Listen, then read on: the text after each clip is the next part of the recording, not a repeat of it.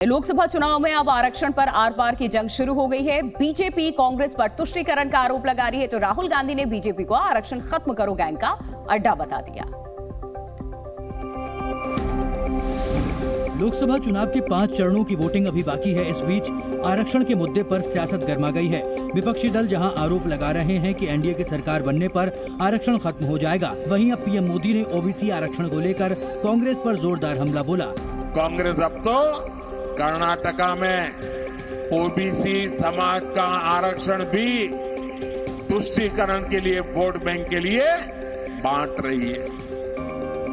साथियों, 10 साल से दिल्ली की कुर्सी से बाहर बैठी कांग्रेस ने देशवासियों को लूटने के लिए नई नई प्लानिंग करती है।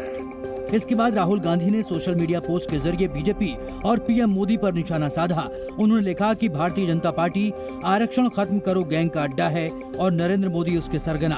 ये जो बीजेपी के लोग हैं ना, ये जो आरक्षण पर और कॉन्स्टिट्यूशन पर आक्रमण कर रहे हैं और इसको खत्म करने की कोशिश कर रहे हैं, ये बिल्कुल गलत है। ये हमें कभी नहीं होने देंगे।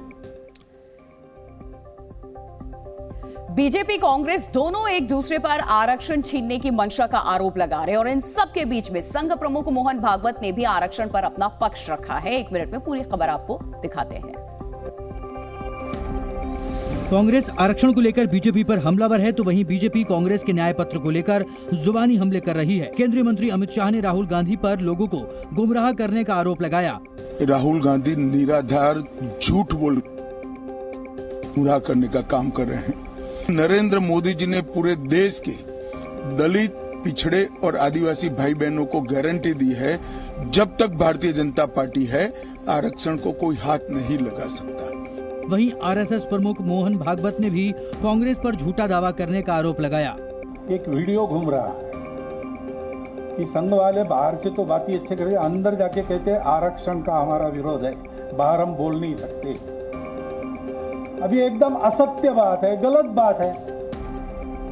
जब से आरक्षण आया है तब से संविधान सम्मत सारे आरक्षण को संघ पूर्ण समर्थन देता है। लोकसभा चुनाव के लिए आज कई दिग्गज नेता नामांकन करेंगे। उत्तर प्रदेश और बिहार में आज नामांकन को लेकर के काफी हलचल रहने वाली है। उत्तर प्रदेश में 5वें चरण में जिन सीटों पर वोटिंग होनी है, वहां नामांकन को लेकर गहमा गहमी बढ़ने लगी है। लखनऊ लोकसभा सीट से रक्षा मंत्री राजनाथ सिंह पर्चा दाखिल करेंगे। इस दौरान उनके साथ यूपी के मुख्यमंत्री योगी आदित्यनाथ, उत्तराखंड के CM Pushkar Singh Dhami, UP BJP अध्यक्ष भूपेंद्र चौधरी और यूपी के दोनों डिप्टी सीएम मौजूद रहेंगे। नामांकन से पहले बीजेपी शक्ति प्रदर्शन करेगी। सुबह 10 बजे लखनऊ से बीजेपी ऑफिस से रोड शो शुरू होगा। दोपहर 12 बजे कलेक्ट्रेट में राजनाथ सिंह नामांकन करेंगे। राजनाथ सिंह के अलावा केंद्रीय मंत्री स्मृति ईरानी भी आज नामांकन करेंगी। अमेठी लोकसभा सीट से स्मृति ईरानी तीसरी बार चुनाव लड़ रही हैं। 2019 में उन्होंने राहुल गांधी को मात दी थी। नामांकन से पहले रविवार को स्मृति ईरानी अमेठी में स्कूटी पर घूमती नजर आईं। इस दौरान उन्होंने लोगों से संवाद किया। बिहार की सारण लोकसभा सीट से आरजेडी उम्मीदवार रोहिणी आचार्य भी आज नामांकन दाखिल करेंगी। उत्तर पश्चिमी दिल्ली लोकसभा सीट से बीजेपी उम्मीदवार योगेंद्र चंदौलिया भी आज पर्चा भरेंगे।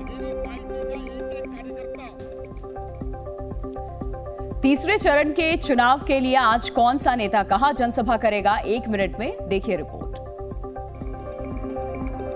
पीएम मोदी ने कल कर्नाटक में ताबड़तोड़ रैलियां की, तो आज वो महाराष्ट्र में जनसभाएं करेंगे। प्रधानमंत्री दोपहर 1 बजे सतारा में रैली करेंगे और शाम 7 बजे पुणे में जनसभा को संबोधित करेंगे। वहीं केंद्रीय गृह मंत्री अमित शाह आज बिहार और असम के दौरे पर रहेंगे। पहले बिहार के झंझारपुर और बेगूसराय में रैली करेंगे। इसके बाद असम के गुवाहाटी में रोड शो होगा। बीजेपी अध्यक्ष जेपी नड्डा आज कांग्रेस के गढ़ तेलंगाना में चुनावी ताल ठोकेंगे। वो कोठागुडे, महबूबाबाद और कुतबुल्लापुर में एक के बाद एक ताबड़तोड़ रैलियां करेंगे। वहीं विपक्षी दलों की बात करें तो कांग्रेस सांसद राहुल गांधी आज छत्तीसगढ़ के दौरे पर रहेंगे, जहां वो शाम 4 बजे बिलासपुर में कांग्रेस प्रत्याशी देवेंद्र यादव के लिए प्रचार करेंगे। राहुल के अलावा कांग्रेस महासचिव प्रियंका गांधी भी जोर शोर से प्रचार में जुटी हैं। वो आज कर्नाटक में जनसभा करेंगी। प्रियंका दोपहर 3:30 बजे गुलबर्ग में रैली संबोधित करेंगी। वहीं आरजेडी नेता तेजस्वी यादव आज बिहार में कई जनसभाएं करेंगे। पूर्व डिप्टी सीएम की सारण, छपरा, खगड़िया और हाजीपुर में रैली होगी। लोकसभा चुनाव के तीसरे चरण के लिए प्रचार रफ्तार पकड़ चुका। इसके साथ ही वार पलटवार का दौर भी जारी है। पीएम मोदी ने कर्नाटक की रैली में पीएफआई के बहाने कांग्रेस पर बड़ा हमला किया। क्राइम को, टेरर को वोट बैंक के तराजू से नहीं तोला जा सकता। प्रधानमंत्री ने कांग्रेस पर ऐसे कई तीखे हमले किए। तुष्टीकरण और वोट बैंक की राजनीति का हवाला देकर पीएम ने कांग्रेस पर निशाना साधा। पीएफआई के मुद्दे पर भी पीएम मोदी ने कांग्रेस पर प्रहार किया। देश के लिए इतनी खतरनाक पीएफआई वो आज कांग्रेस के लिए लाइफलाइन बन गई है। कांग्रेस उनके प्रति हमदर्दी रख करके उनके लोगों से लाभ उठाने की कोशिश कर रही है।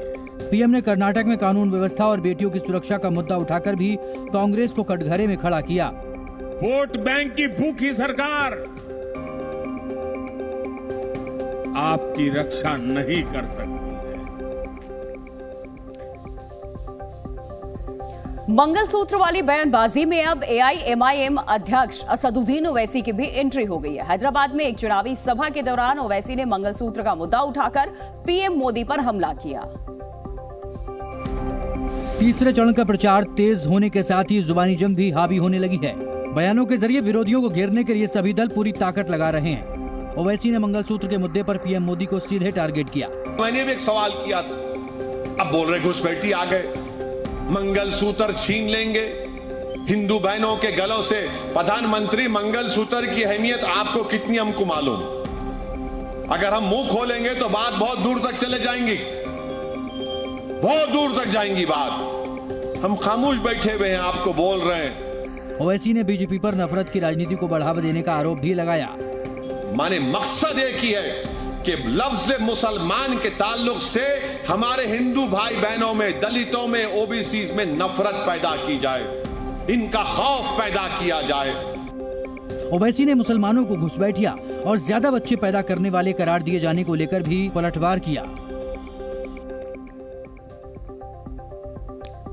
प्रधानमंत्री मोदी और कांग्रेस नेता राहुल गांधी के भाषणों को लेकर के जारी नोटिस का जवाब दाखिल करने का आज आखिरी तारीख है। चुनाव आयोग ने दोनों नेताओं की पार्टियों को नोटिस जारी कर आज 11 बजे तक जवाब मांगा है।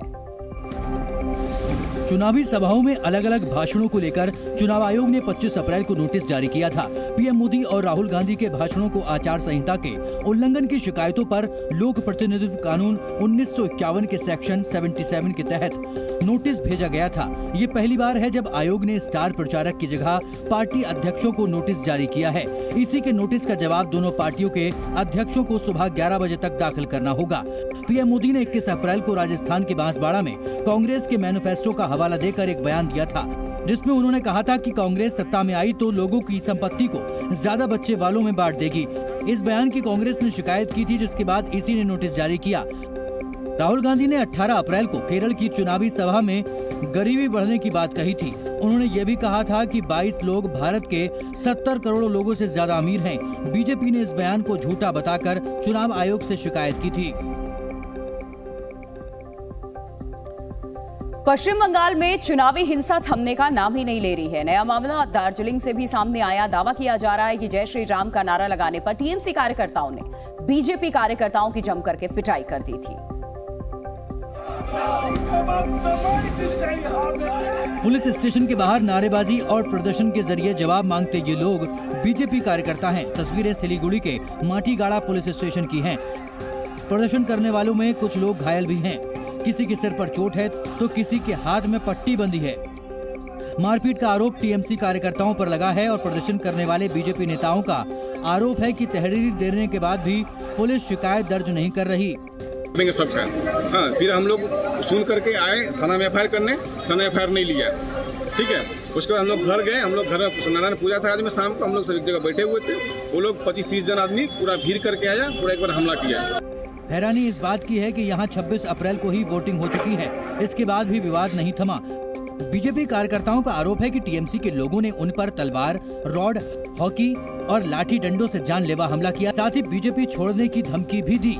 अब वो पार्टी लेकर के वो तृणमूल करता है, हम बीजेपी करते हैं, इसलिए जो तुम बीजेपी क्यों कर रहे हो, तुम तृणमूल करो, हमने हाँ तृणमूल बीजेपी छोड़ दो, मत करो बीजेपी।